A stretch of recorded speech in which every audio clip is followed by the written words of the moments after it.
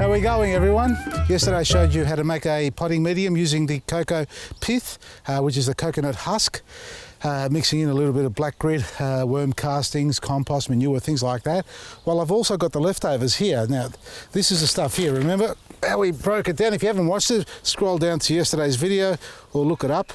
This is when it's been broken down. So it comes in a big fat block, add water, and it breaks down into this beautiful fibrous medium. What I'm going to do with this is actually add it into the garden as well, because we did receive a lot, well, not hundreds, I'd say a dozen emails or so, asking whether it can be used in the garden bed and if I could show how. So I thought I'm going to prepare this garden bed today. Here last year we had our big malaccas growing up here on the framework.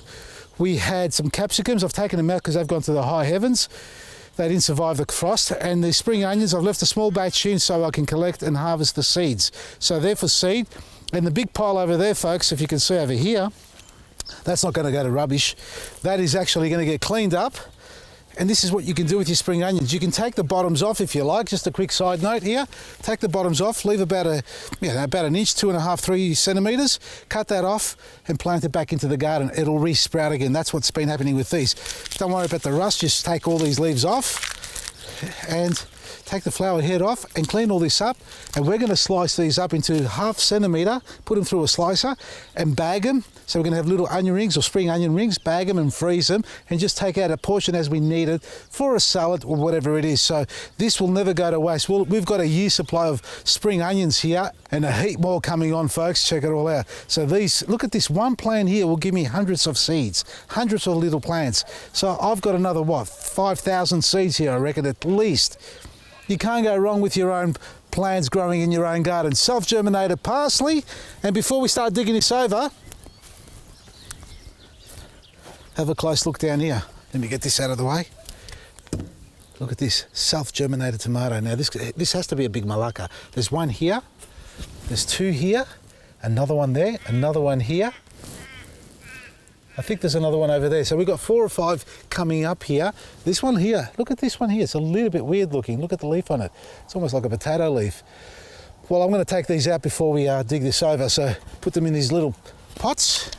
And I'm actually going to use the peat as well, the cocoa coir or cocoa pith, I should call it. I was just asked, shouldn't I be mixing some soil into it? So I thought, yeah, all right, we can mix some soil. Here you go. This is what we're going to do anyway. Because it's growing in this garden bed and it likes the soil, I'm just going to mix a little bit of the soil into it like that. With the cocoa. Dig up my little seedling carefully. You can't have that big a root system, can it? There we are. Leave the soil attached to it. Yeah, we'll leave that up as it is. Carefully pop it in there like that. And then get some more soil and sprinkle it around. There you go. We've got our parsley transplanted. 1, 2, 3, 4, 5, 6, 7 tomatoes as well. How do you like that? What we're going to do is break up the soil a little bit, folks. And I'm using the Dig Duo fork. This is our Ashwood range of forks. Beautiful fork. Really well balanced. Strong head on it too. So stainless steel head. Won't buckle that easily. Now, it's not a commercial grade fork. It's not designed for you to take it out on a landscaping job. But for the home gardener, it's fantastic. And what I love about it is the actual curve. And it's got more of a curve than your traditional garden forks you get at your local hardware stores or wherever.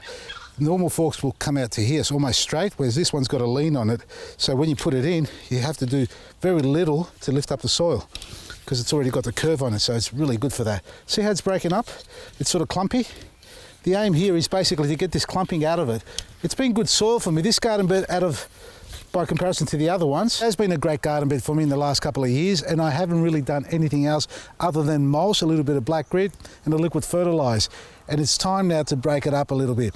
I know a lot of you may like a no-dig garden, but you really need to evaluate how the garden's performing over the last few seasons. If you find it's depleting, it's just not giving you the productiveness, and it's not weather problems. For me, mainly weather problems, but the soil too has depleted. So you can see the soil sunken down to the bottom sleeper there, the joint. So it's dropped down at least 150 mil. Now, when that happens, what does that tell you? It tells you that the soil has been active. Lots of good bacteria, fungi and all that stuff. And the plants that are growing out of it are taking up all those macronutrients, meaning the soil's disappearing. So when you add water, the plants just don't grow from water. They need to have the nutrients. You can't see them because they're so minute, but because they're constantly drawing up, over time, the bacteria breaking down the soil and the plant taking it up through the water, it disappears. And that's a good sign. It doesn't mean somebody's stealing it or the birds are taking it away. It means your plants are taking it out of the ground and you're eating the plants. So technically you're eating soil and poo. Delicious. All right, so we're just going to break this up. I haven't got, well, I don't think I've got enough cocoa pith for this entire bed, but let's give it a go anyway, because I'm also going to be adding some black grit, some worm castings. What else have I got here? And some of my chicken manure too. So we're going to put a bit of that into it too. Now, I have said in the past, dig down to a shovel's depth. In this case here, because it's already so low, if I go too far down, I've got plastic liner underneath, and using a garden fork is a little bit dangerous. So I'm just going to try and get 2/3 of the way down without damaging the liner. This soil now looks like it's really, it absorbs moisture, it's got good aeration, but the reality is that we've had a really strong downpour last night, and that rain has really soaked in deep into this soil, which is great, which has been, few and far between rains of that sort of depth. And watering, and I have got an irrigation system, see this drip system? It's spaced about 30 centimetres apart, 4 or 5 lines. I'll lay it down once we finish to show you what it looks like. All right, we've dug this over, folks, and let me just go through some of the concepts and processes and comparisons between the dig garden and the no dig garden. So there's two types. I've grown up in a dig garden environment, so I've travelled around all over Australia, even Europe, checking out gardens, and pretty much all of them do a dig garden. I've loosened up this soil for a couple of reasons. It's low, yes. It's compacted, yes. And I don't have any evergreens or perennial plants growing in here. And what I mean by that is their root systems stay here every year, basically, year after year. Don't look at the spring onions on that side. That side, yes, I can top it up. But on this side here, where I haven't got them, I need to do something to the soil. Now, I can simply layer it on top, fill it up with compost, a bit of soil and mulch, and just plant in the top section. But if I don't loosen the bottom half of this bed, because in this particular case, there's only about 200 mil of soil underneath, and if it goes hard, it's going to be all that more difficult for my little seedlings to grow through and take a strong hold of that soil underneath and get the nutrients. There'll be plenty of nutrients down there, but because it's hard to penetrate. If I had some evergreens in between, dotted in between, like some of the geraniums and pelargoniums I've got in the garden, they are great because they spread out their root systems out everywhere, and then you can plant around those plants, and the synergy between the microbes and the fungi and the mycelium and the plants works fantastic. But if I do a no-dig garden and just layer it, I can either put this much compost and soil on top if I like, or I can put this much as a no-dig garden. If I do that much, technically all I'm doing is topping it up and planting in a new garden bed. If I want to do it in the existing bed, I still got to dig a little hole. So technically I'm still turning over the soil. And if I turn over a small section of soil this big and it's super hard on the outside, crust over, that becomes anaerobic. That means it doesn't breathe well. So the root system, where it's nice and loose, will only stay in that space, but it won't penetrate through the walls of where it hasn't been dug. So when you decide if you're going to do a no-dig garden, you've got to evaluate the quality of the soil you have, the depth of the soil, obviously the microclimate, the condition of the soil, the nutrients in it. You can do your pH test, check out where there's activity, microbes and worms in there. And again, there's no right or wrong. It's an understanding of whether you have the right type of soil and you understand whether it needs to be dug over because it's not breathing. And I've got plenty of garden beds that need to be dug over, and I've shown you one already. This one, not so much, but I'm doing it because it's shallow and I want to have an even blend throughout, because over time, when you dig a garden or when you don't dig a garden and you fertilise and you're constantly watering it, that water is actually drawing down the nutrients that you've laid on the top surface, right? And over time, they flush through to the bottom of the soil. So the richest of the soil is down at the bottom. And if it's too hard to get down there for the plants, they're not going to be able to absorb it. Wicking or not wicking, you need to have some aeration, because that's a vital part of composting. Your garden bed is a big composting plant. I've got trees in the orchard down the other side. They're evergreens, or so they're deciduous, but they're forever there. Their roots don't get dug up. They stay in the soil. They set up the network of, fertilizers and nutrients and fungi and all that going on. We've added probably about 6 inches of compost, at least, couple of shovels of black grit. This is going back a year now. The charcoal, the black grit, the worm castings, and the mushroom compost and pine bark, the stuff that you saw the other day, me turning over into the garden bed. It's a year later and it's still breaking down because I put some really coarse bark on top, and that's starting to leach through because, as I said, the rain washes it down and all that carbon that's starting to turn into is going down below and feeding the bacteria that needs to. So that sort of scenario, you got a couple of years, but if you don't put that sort of quality and quantity without killing the tree, because you've got to be careful, you're going to have to do it every 3-6 months at least. I'm lucky I got away with it because it's such a big area. I don't have to do it again. Here, because it's an annual thing, they're fast growing. They don't have time to try and set the root system up in a really hard environment, harsh environment. And if you've got really harsh weather like I have here, going from 20 degrees down to 10 degrees in the same day, or even from 18 to 30, and the blaring scorching sun on the plants, if your soil's really hard and it doesn't breathe well, your plants are going to struggle. The foundation is important. So here, this looks like grass soil. Honestly, in the back of my mind, I'm saying I shouldn't put anything into this, or I really don't need to, because have a look at it. It's got the friability, and what I mean by friability, it bonds beautifully, and if I press on it, it breaks away beautifully, right? So this doesn't really need a lot from me. A little bit of manure, a little bit of black grit, and some of this coconut pith is all I'm going to do. So other than the fact that this garden bed is sitting really low, all I'm going to do is top it up with all this stuff so I can just give it a bit more boost into it, a bit more energy into it, or butch, let's say. If I wanted to raise this more, yeah, I'm going to have to bring in more compost and just get it back to the height that I want. But, you know, at the moment, I'm happy there's enough soil there with what I'm going to do. Any lower than that, I'd be concerned because there really isn't enough depth in there for the roots to grow. So, what are we doing first? Well, we're going to get all this stuff out of the wheelbarrow. Also, just quickly, folks, if you're looking for some great garden tools, I've got to throw this in. This is the new range of Ashwood hand tools. We've got one set already online. This is the other digging one. I love this one here. Look at this little thing, little dibbler. Is that what they call it? Yeah, it's a dibbler. Just dig holes in it so you can plant your little seedlings. A nice wooden one. So the spades, the trowels, and my favourite of all, the cultivator. This is for those who have a no-dig garden, all right? Because at the end of the day, every garden, and if you haven't got the compost on it especially, or sorry, the mulch on it, will crust over.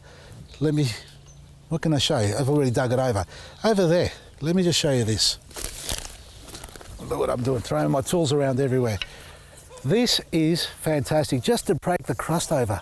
This is what I mean about loosening up the soil. So if you don't want to dig down below and disturb all the wonderful life, you need to at least break up the surface crust so that the soil is breathing well and the moisture is penetrating through to where it needs to go. Okay, cultivator. It's a must in every garden. First, I'm just going to add some biochar like this. The carbon back into the soil. Now black grit, now it's normally about a handful per square metre because I've got really, really tiny hands, right? I end up putting 2 handfuls because you can't kill your plants with it. And it won't dissolve if your soil becomes too alkaline either. It works when it's neutral to acidic soil, releases the calcium, and it's exactly what the garden really needs. And worm castings. And I should put some worms in here too, from my little compost worms. There's billions upon billions of bacteria, different types of bacteria in these castings. All right, that's that there. So you can see I'm not actually raising the bed, but rather just replenishing the nutrients back into it. What are we going to use to dig this in? Let me just loosen this up. Can I grab it like that? Oh yeah, I can.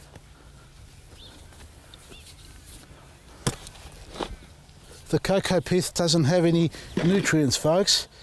It's neutral, and what it does, it has the ability to retain moisture in it up to 10 times its own body weight without clogging the soil. So it keeps the soil porous while retaining moisture in it, so your ground stays moist for longer. Now remember folks, that was only one 5 kilo block that swelled out to 75, 80 litres worth, and I used some in the seedling tray, and I also potted up some other tomatoes, not just the ones you saw earlier on. So now all I'm going to do is add some manure. Now I'm going to use my chicken manure, which has a little bit of pine shavings in it. You can use any type of manure you like folks, cow, chicken, sheep, horse, goat, donkey if you have, I don't know, whatever you've got growing in your garden or your local garden centre or supplies has for you. So my choice here is going to be chicken. This stuff is from my chicken house, where all my ladies do the best work. It's just a light covering folks. All this is going to get dug in, by the way, not just left on top like that.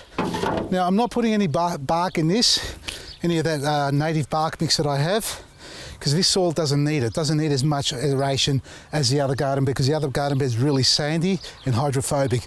This one here, I'm just really replenishing the nutrients into it and giving it a little bit more porosity than it has without getting the chunky bits in it. All right, let's start digging it in. Folks, this looks delicious. Now, I normally put the mulch on top. Ooh, just pulled out a spring onion. I normally put the mulch on top. I'm not going to this time. I'm going to drop the irrigation back down, because this garden bed doesn't get afternoon sun here. About 3 o'clock it stops, which is okay because it gets plenty of morning sun. It gets it from at least 7:30, 8 o'clock. It's uninterrupted from the morning, but from the afternoon, 3 onwards, it cools down. So I need it to heat up pretty quick, and if I put the mulch on top, it won't heat up as fast as I would like it to. So, and what I mean by that, heating up, is just to activate the microbes, kick them into gear, because composting requires heat as well. Moisture, aeration, we're talking about nitrogen, carbon and heat. And now if you put the mulch on top, it'll cool it down and it won't break down as fast. So we let it rest like this,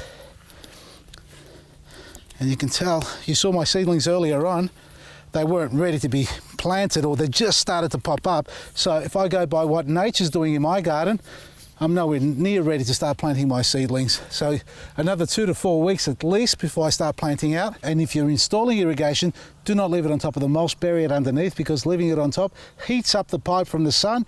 Add the water to it, boils the water, goes to the roots, cooks the roots. So put it under the mulch, lay it under the mulch where it's cool, protected like a blanket, and that way when you add water to it, it's not boiling water to the roots.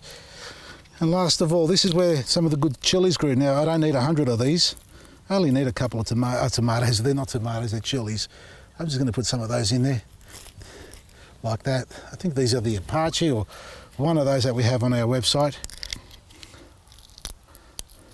Some of these seeds would be good, some of them won't be, but any of them that grow, I'll transplant later on.